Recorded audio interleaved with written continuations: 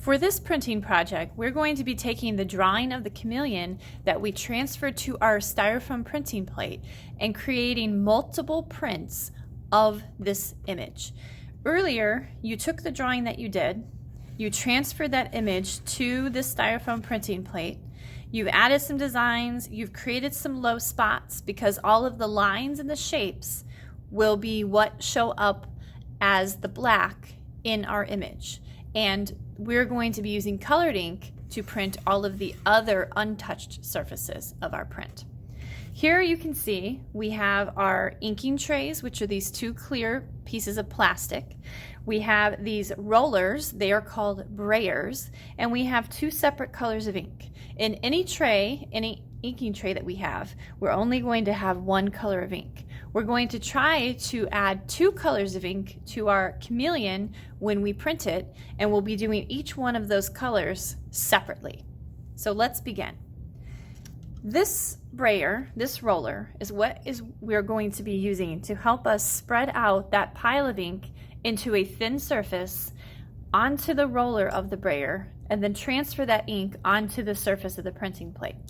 We don't want to have thick globs of ink on the printing plate, because when we go to print it onto our printing paper, we'll find that our image is really hard to see.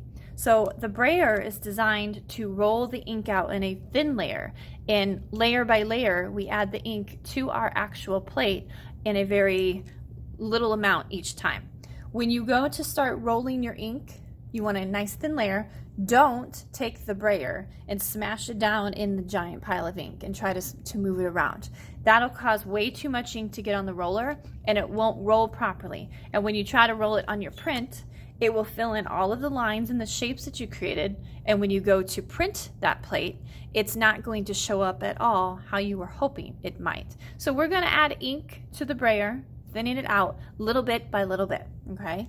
So just at the very edge of that pile, I'm going to take a little bit of that ink and I'm going to roll it back and forth in the open spot of that inking tray. Now, if I only go in one direction the entire time, my ink's not really going to spread very evenly or very easily. So I'm going to roll it back and forth. And yes, these brayers squeak. It's just a noise you'll have to deal with while we're doing this unit. So I've got my start of my magenta. This is a hot pink ink on there. It's not quite fully coated though. So I'm going to take a little bit more and I'm going to go ahead and I'm going to spread that out just like this. Now what we're going to try to do, we're going to try to have half of our printing plate with the pink and the other half with that neon yellow color. And in the middle, we should see those two colors start to blend a little bit. So I'm going to take care of maybe a little bit more ink and I'm going to roll it back and forth. And now you can see that we're starting to get a nice, pretty even coat of the pink on there. It'll never be perfect, but it should be kind of close. Once I feel that this is coated pretty well, I'm going to go ahead and working on my mat, moving that out of the way. I'm going to go ahead and I'm only really concerned about inking up where the chameleon is. I don't need to worry about making certain there's enough ink in the outside area because that's going to be cut away when we actually use the prints that we make. So I'm going to go ahead and I'm going to roll on there. I'm only going to do the left half of the chameleon. Now what I'm not doing, I'm not rolling back and forth, back and forth, back and forth, because essentially that's putting the ink down, picking it up, putting it down, picking it up. And it really doesn't help it print properly. So I've rolled it on there. I'm going to take a little bit more ink and I'm going to repeat that process because we're looking to get enough ink on our plate. That's where the chameleon is. So that way when we take that printing plate and transfer that image to the paper, we can see that chameleon print. So I'm going to try it. I'm going to do one more pass with that pink. So I'm going to roll, okay? Now I'm done with the pink and I'm going to do the other half of my chameleon with this neon yellow. So same process.